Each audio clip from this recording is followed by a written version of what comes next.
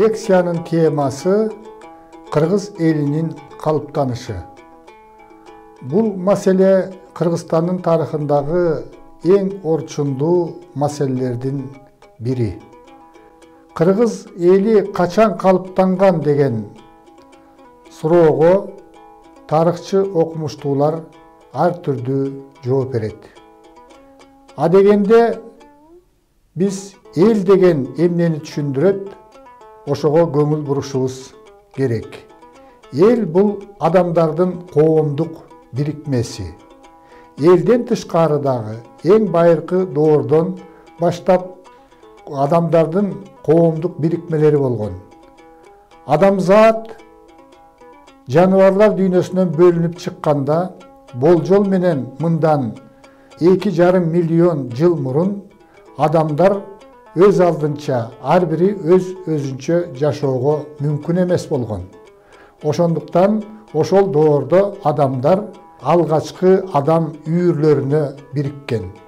Адамдардын үйүрлөрү чоңдорун эсептегенде 20-25 адамдан туруп, негизинен тамак таап жөө жана жырткыч айвандардан коргонуу үчүн биригишкен. Кийинчерээк коомдун өнүгүшү менен адам үйүрү жаныбарлар үйүрлөрүнөн айырмаланып, аң сезимдин негизинде бирге баштаган. Алгачкы общиналык коомдо адамдар адегенде уруктарга, андан кийин урууларга, кийинчерээк уруулар уруу союздарына, анан уруу союздары элдерге бириккен. Илимде эл деген бул негизинен 3 белгиси бар. Биринчи белгиси территориялык жалпылык. Адамдардын коомдук тобу биргелешип, компакттуу түрдө бир жерди ээлеп жашашы керек. Экинчи белгиси ошол биргелешип жашаган элдердин тилинин жалпылыгы болуш керек. Ал эми үчүнчү негизги белгиси коомдо биргелешип жашап аткан адамдарынын кулк мүнөзүнүн окшоштугу жана алардын маданиятынын жалпылыгы. Мына ушундай 3 жалпылыгы болгондо гана эл деп айтылат.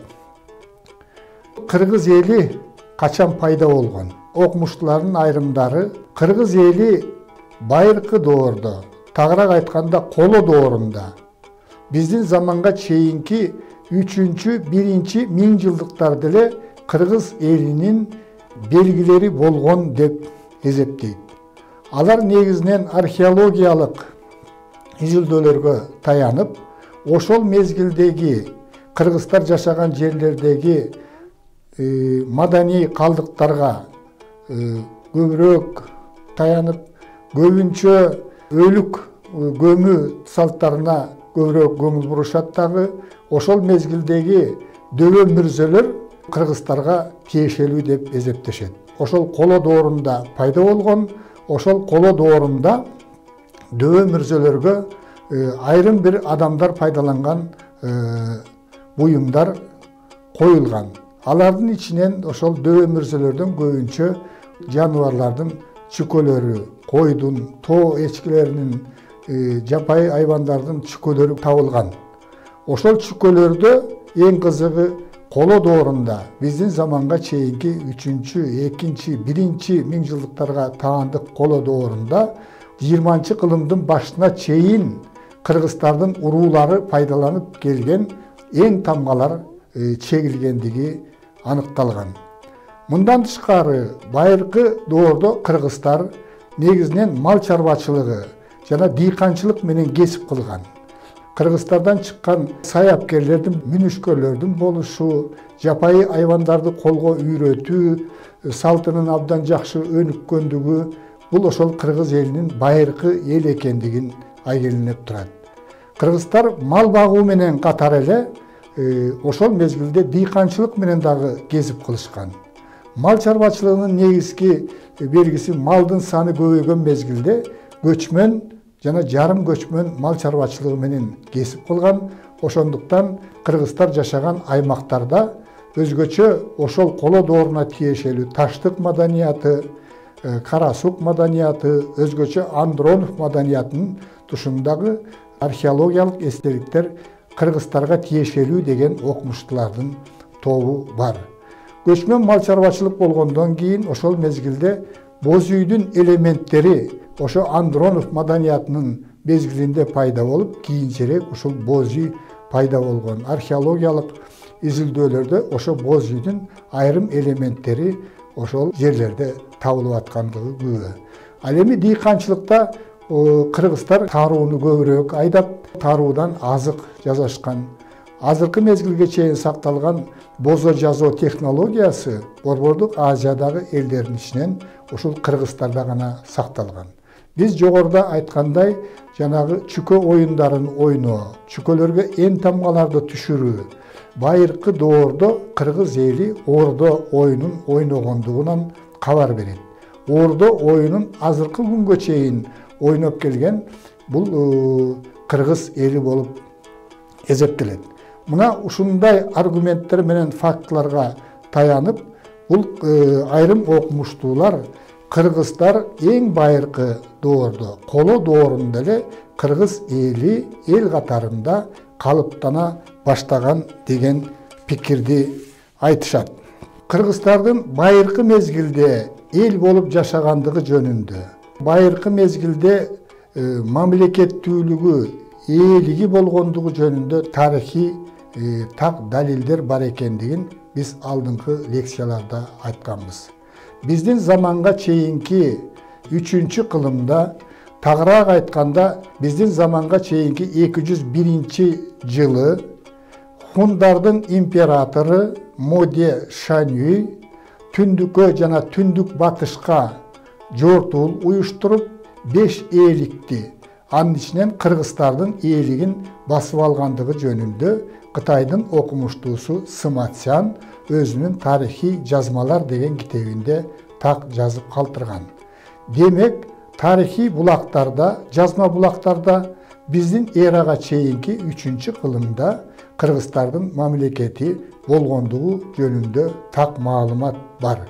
Демек, мамлекетти үч белгиси болгон эл гана түзө алат. Кыргыз эли хундардын доорунда. Хундардын доору бул биздин заманга чейинки 3-кылымдан биздин замандын 3-кылымына чейин 6 кылымга созулат.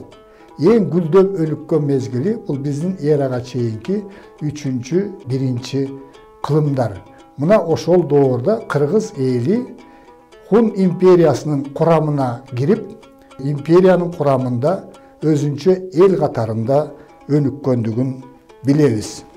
Кыргыз элинин калыптанышы жөнүндө сөз болгондо, Борбордук Азиядагы байыркы доордо, орто кылымдарда жана жаңы доордо жүргөн этникалык процесстерге өзгөчө көңүл бурушубуз керек. Борбордук Азиядагы эң байыркы элдердин бири бул кыргыздар экендиги талашсыз. Ошондуктан биз ошол байыркы мезгилде Борбордук Азияда кандай этникалык процесстер жүргөндүгүнө өзгөчө көңүл бурушубуз керек. Борбордук Азияда биздин заманга чейинки 8-3-кылымдарда сактардын уруу бирикмеси болгон. Кыргыздар ошол сактардын уруу бирикмеси, сактар менен дагы этникалык байланышта болгондугун танууга болбойт. Ошол байыркы мезгилде тарыхый маалыматтар боюнча Борбордук Азияда негизинен сак уруу бирикмелеринин, андан кийин усун уруу бирикмелеринин, юэджилердин, кийинчерээк хундардын уруу бирикмелеринин ортосунда тынымсыз этникалык байланыштар болгон. Ошондуктан байыркы кыргыз элинин калыптанышына ушул Борбордук Азиядагы сактар, усундар, юэджилер жана хундар өзгөчө салым кошкон. Ошолордун аралашуусунун натыйжасында кыргыз элинин калыптанышына салым кошулган деп айтсак болот. Хундардын империясынын тушунда Борбордук Азияда негизинен ушул жерде жашаган элдерди түрктөштүрүү процесси күч алган. Бул негизинен Тянь-Шань жергесинде жана Тянь-Шаньга жакын чөлкөмдөрдө жүргөн. Демек, бул жерлерде негизинен түрк урууларынын этникалык процесске таасири өтө күчтүү болгон. Ал эми Кыргызстандын түштүк жагында, Фергана өрөөнүндө, азыркы Баткен, Жалал-Абад жана Ош областтарынын аймагында этникалык процесстер бир аз бөлөкчө жүргөн. Бул жакта негизинен Памир Фергана тобундагы этникалык уруулар үстөмдүк кылган. Булар этникалык жактан баштары сүйрү келип, европалык типке көбүрөөк окшош болгон. Орто кылымдарда бул негизинен түрк доору 6-8 кылымдарда Тянь-Шаньда 3 этникалык топтордун жуурулушу, аралашуу процесси жүргөн. Биринчиси бул Борбордук Азияда үстөмдүк кылган, бул доорду түрк доору деп коебуз, үстөмдүк кылган түрк уруулары этникалык процесске чоң таасир берген. Экинчиси, түрк дооруна чейин Борбордук Азияда туруктуу жашаган, биз жогоруда айткан сактар, усундар, юетчилер ушул жердеги этникалык процесске, ошолордун калдыктары этникалык процесске өзгөчө таасир берген. Үчүнчүсү, бул отурукташкан жана Фергана тоо ыркасынын ар жагындагы азыркы түштүк Кыргызстанды да камтыйт. Мында Согду, чыгыш Иран элдерине окшош, ошолордун өкүлдөрү этникалык процесске аралашкан. 8-10 кылымдарда Тянь-Шаньда мал баккан уруулар, негизинен бул түндүк Кыргызстандагы уруулар, ал эми түштүк Кыргызстанда негизинен дыйканчылык менен кесип кылып, мал чарбачылыгы менен дагы бир азыраак алектенип, отурукташкан турмушта шаарларды куруп, отурукташкан кыштактарды курган уруулардын топтору түрктөшүп бүткөн. Окумуштуулардын пикири боюнча байыркы кыргыздар Тянь-Шань жергесинде жана Тянь-Шаньга жакын аймактарда калыптанган. Биздин замандын 3-кылымында кыргыздар экиге бөлүнүп, буга чейин Тянь-Шаньда, Алтайда жашап келсе, ушу кеңири аймакта акырындык менен Енисейге журт которуп, 5-кылымдан баштап кыргыздардын ооматы Енисейде күч алган. Енисейдеги кыргыздардын этникалык байланыштары жөнүндө алдыңкы лекцияларда айтканбыз. Енисейлик кыргыздар менен Тянь-Шандык кыргыздардын байланышы эч убакта үзүлгөн эмес. Ушул Борбордук Азиядагы элдер менен этникалык тыкыз байланышта болгон. Кыргыз эли Моңгол империясынын баскынчы саясатынан абдан жапа чеккен. Чыңгызхандын урпактары кыргыздардын эл катарында өнүгүшүнө ар дайым тоскоолдук кылып, баш аягы 3 кылымдай кыргыз элинин үстүнөн үстөмдүк жүргүзгөн. Ошол мезгилде кыргыз эли бытыранды болуп туш-тушка тарагандыгы жөнүндө айтканбыз. Моңгол империясы ылдырап жаткан мезгилде кыргыз эли кайрадан биригүүгө болгон күчүн, аракеттерин жумшаган. Мунун натыйжасында 15 жана 16 кылымдын 1-чейрегинде кыргыздар биригип өз алдынча болууга аракеттенген. Бул процесс негизинен Тянь-Шаньда жүргөн. Мунун башында тарихи маалыматтар боюнча Мухаммед Кыргыз, Санжыра боюнча Тагай би турган. Күрөштүн натыйжасында кыргыздар 16 кылымдын башында, тагыраак айтканда 1508 жылы өзүнчө хандыкка биригип, Мухаммед Кыргызды хан көтөрүшкөн.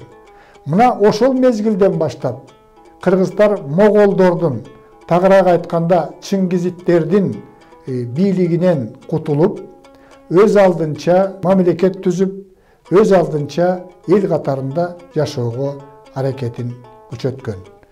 Kırgız elinin 15-16 kılımda birotolo kalıptanışı jönündө okumuştulardan ar kандай pikiri var. Okumuştulardan pikirin dagı 3 topko bölüp karasak bolot.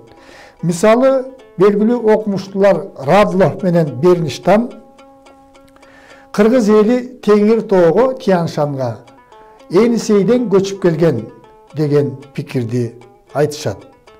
Alemi Valixanov, Biçurin, Aristov degen okumuştular Kırgızlar eş jaktan göçüp gelgen emez. Kırgız eli şul Tianşan'a jakın jaygaşkan çölkömdө kalıptangan degen pikirdi aytışat. Üçüncü pikir kеңири taragan 1956 жана 1994 жылы болуп өткөн конференцияларда такталган.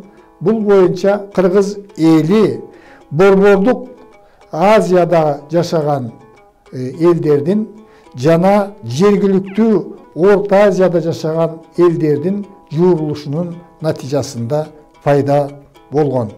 Kırgız elinin etnikalik tarixi boyunca belgili hadis Abramson'un pikiri boyunca Kırgız elinin kalıptanu prosesi Çıgış Tianşan'da, İçki Tianşan'da, Pamir Alay'da, Altay'da, İrtış'tın boyunda jana Çıgış Türkistan'da ötkön. 15-16 kılımda kalıptangan Kırgız elinin negizin birinciden jergiliktүү Türk tüldü elder, ekinciden Tüştük Sibirden Borborduk Aziyadan göçüp gelgen Türk tüldü elder, üçüncüden Mongol, Kazak, Noğoy uruları tüzgön.